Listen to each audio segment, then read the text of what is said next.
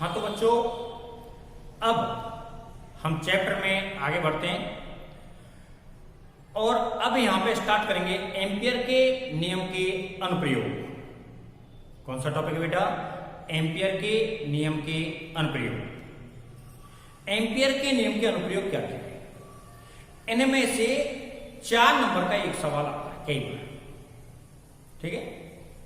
4 number का एक सवाल रहेगा, उसमें आधा नंबर का या 1 नंबर का तो क्वेश्चन यही रहेगा, एम्पियर का परिपथीय नियम क्या है लिखिए, इसकी सहायता से जो भी अनुप्रयोग पूछना चाहता है उसे ज्ञात करवा सकता है, ठीक है? इनमें पहला अपने बुक में दे रखा है, अपनी किताब में, अनंत लंबाई के सीधे धारावाही चालक तार के कारण चुंबकीय क्षेत्र की गणना। अनंत लंबाई के सीधे धारावाही चालक तार के कारण चुंबकीय क्षेत्र की गणना। अब ध्यान से एक बार आप सोचने लगे, इसी चैप्टर में मैं इस टॉपिक को पहले करा चुका हूं, जहां बायो सावर्ट का नियम शायद दूसरा तीसरा टॉपिक है, उसके बाद में था सीधे धारावाही परिमित लंबाई के चालक तार के कारण चुंबकीय क्षेत्र, उसके बाद में टॉपिक था अनंत लंबाई के सीधे धारावाही चालक तार के कारण चुंबकीय क्षेत्र। तो बेटा अंतर कहां है? अब क्वेश्चन में आपके माइंड में आ सकता है हम करके कौन सा आएंगे? तो आपको यदि क्वेश्चन दिया जाए एम्पियर का परिपथीय नियम क्या है, क्वेश्चन सुन लेना ध्यान से, एम्पियर का परिपथीय नियम क्या है, इसकी सहायता से अनंत लंबाई के सीधे धारावाही चालक तार के कारण चुंबकीय क्षेत्र की गणना कीजिए। तो आपको जो यहां मैं समझा रहा हूं, जो टॉपिक यहां करा रहा हूं, वो करके आना है, ठीक है? और यदि दूसरी स्थिति में कह रहा हूं, क्वेश्चन मिलता है बायो सावर्ट का नियम क्या है, इसकी सहायता से अनंत लंबाई के सीधे धारावाही चालक तार के कारण चुंबकीय क्षेत्र की गणना कीजिए। तो आपको जो प्रारंभ में टॉपिक कराया है वह टॉपिक करके आना है। समझ में आगे बढ़ी बात? वहां जो मैंने उत्पत्ति कराई है इस चैप्टर के प्रारंभ में, वह उत्पत्ति अपने पास बायो सावर्ट के नियम के अनुसार है, और अब जो मैं कराने वाला हूं वह उत्पत्ति एम्पियर के परिपथीय नियम के अनुसार है, ठीक है? तो अब एम्पियर के परिपथीय नियम के अनुसार करते हैं। मैं आपको पता है वैसे करूंगा। माना एक अनंत लंबाई का चालक तार है, ये क्या है बेटा? एक अनंत लंबाई का चालक तार, ठीक है, जिसमें आई मान की धारा प्रवाहित हो रही है। माना एक अनंत लंबाई का चालक तार है जिसमें कितने मान की? आई मान की धारा प्रवाहित हो रही है।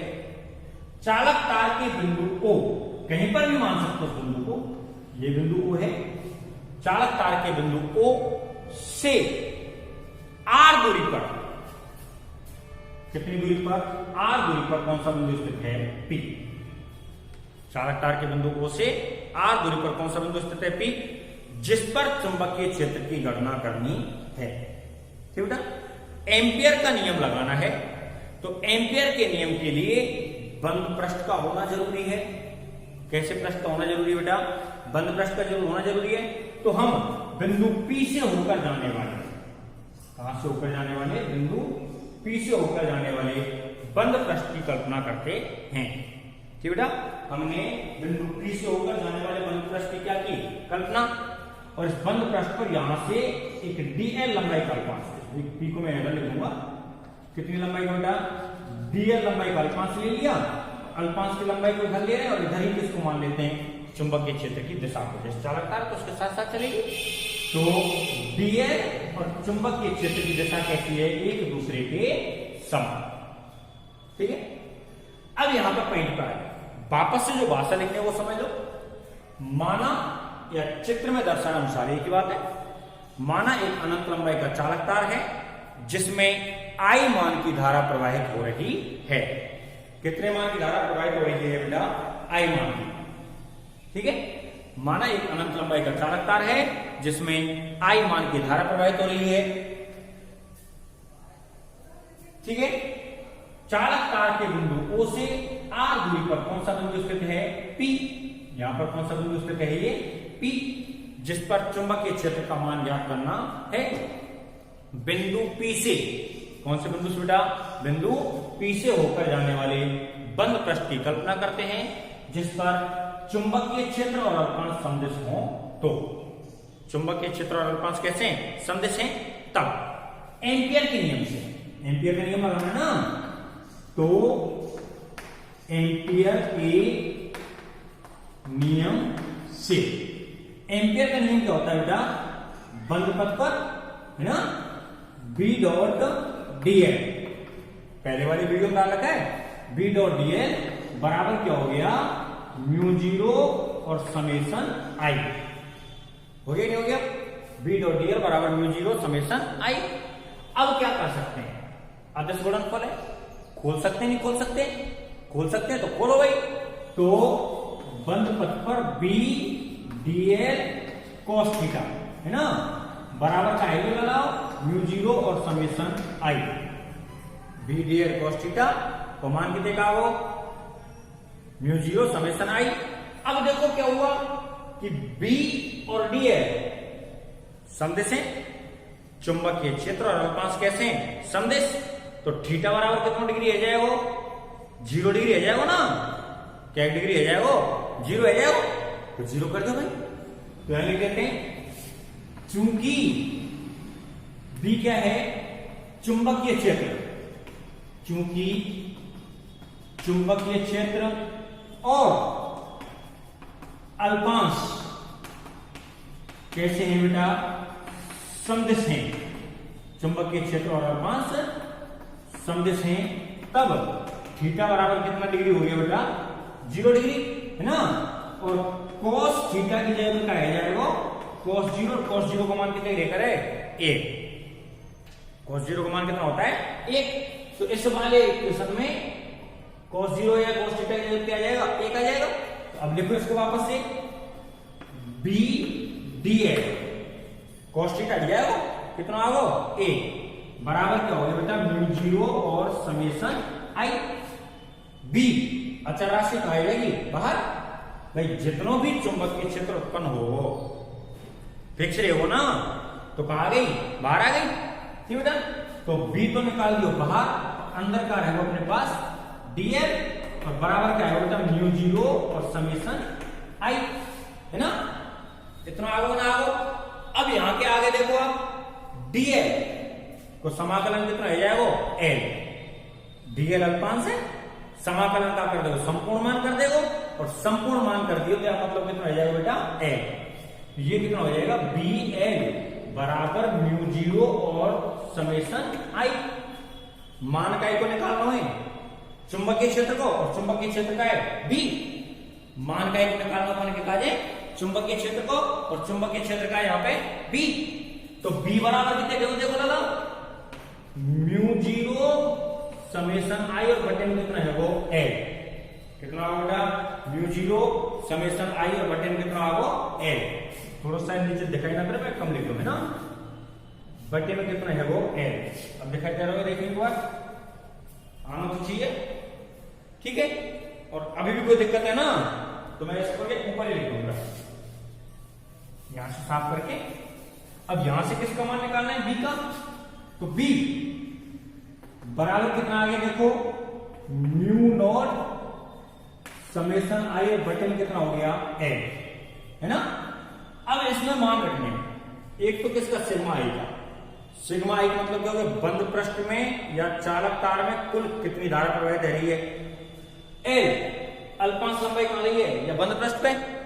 तो कुल लंबाई कितनी हो जाएगी? ये बंद पृष्ठ की लंबाई है जाएगी। और बंद पृष्ठ पे समझ रहे वृत्तीय पथ है वो, R त्रिज्या का वृत्तीय पथ है ना। तो कुल लंबाई कितने कहेगी? वृत्त की परिधि के बराबर। कुल लंबाई कितने कह जाएगी? वृत्त की परिधि के बराबर। ठीक है? यहां लिख देते हैं परिपथ में प्रवाहित कुल धारा बराबर सिग्मा I का मान कितने के बराबर बेटा? आई के बराबर है ना, तथा कुल लंबाई किसके बराबर है, वृत्त की परिधि के। कुल लंबाई किसके बराबर है, वृत्त की परिधि के। तो L बराबर क्या आ गया, 2 पाई r है ना। तब अपने पास B बराबर क्या हो गया, B बराबर हो गया म्यू0 की जगह पर म्यू0, सिग्मा I की जगह पे हो गया I, और L की जगह पे क्या हो गया बेटा 2 पाई r। ठीक है, यह होता है अनंत लंबाई के चालक तार के कारण उत्पन्न चुंबकीय क्षेत्र का मान। अब इसमें देखो, जो चुंबकीय क्षेत्र है वो दूरी के कैसे हो रहा है, व्युत्क्रमानुपाती। चुंबकीय क्षेत्र दूरी के कैसे हो रहा है, व्युत्क्रमानुपाती। तो इसके ग्राफ बनवा सकता है। यहां उत्पन्न चुंबकीय क्षेत्र, ठीक है, दूरी के व्युत्क्रमानुपाती होता है। दूरी के कैसे होता है बेटा, व्युत्क्रमानुपाती होता है। तब अब देखो ग्राफ बना रहे हैं, एक ग्राफ कैसे बन जाएगा, मैं चुंबकीय क्षेत्र को इस दिशा में लूं और दूरी को इस दिशा में लूं, तो व्युत्क्रमानुपाती का ग्राफ कैसे होता है, ऐसे। ठीक है बेटा, तो इसको मैं लिख सकता हूं V समानुपाती 1/r, या एक ग्राफ ऐसा भी बना सकता हूं, इधर को मैं चुंबकीय क्षेत्र को ले रहा हूं और इधर किसको ले लेते हैं, दूरी में 1/r को। दूरी में किसको ले लेते हैं, 1/r को। तो अब ग्राफ व्युत्क्रमानुपाती का नहीं बनेगा, किसका बनेगा, समानुपाती का। लिखा वही जाएगा V समानुपाती 1/r। ठीक है, तब यहां पर मैं लिख सकता हूं V समानुपाती 1/r। ठीक है, तो इस प्रकार से यहां हम अनंत लंबाई के चालक तार के कारण चुंबकीय क्षेत्र की गणना कर पाए। क्या आया, कैसे आया, दोबारा सुन लो पूरा डेरिवेशन।